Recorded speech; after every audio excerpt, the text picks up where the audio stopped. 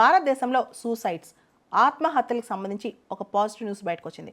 గత 30 సంవత్సరాల్లో అంటే 1990 నుంచి 2021 మధ్య మన దేశంలో సూసైడ్స్ అనేవి 30% తగ్గాయంట. ఇది ల్యాన్సెట్ పబ్లిక్ హెల్త్ రిపోర్ట్ చెప్పిందనమాట.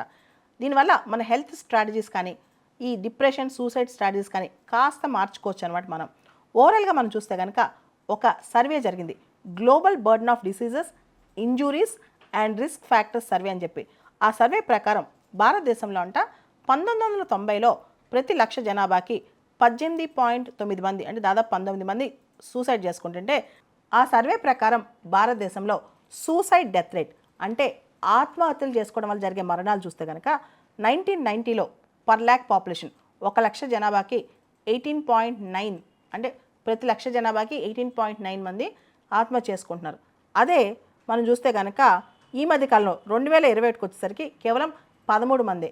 అంటే 1990 ఆ టైంలో 1,00,000 మంది జనాభాకి 19 మంది సూసైడ్ చేసుకుంటే ఇప్పుడు ఈ మధ్య కాలంలో కేవలం 13 మంది అంట. ఇది కాస్త ఇంప్రూవ్మెంట్ అని చెప్పుకోవచ్చు అనమాట. సో 1990కి 2021 మధ్య పోలిస్తే కనుక మన దేశంలో ఆత్మహత్యల వల్ల జరిగే మరణాల సంఖ్య 31.5% తగ్గిందంట.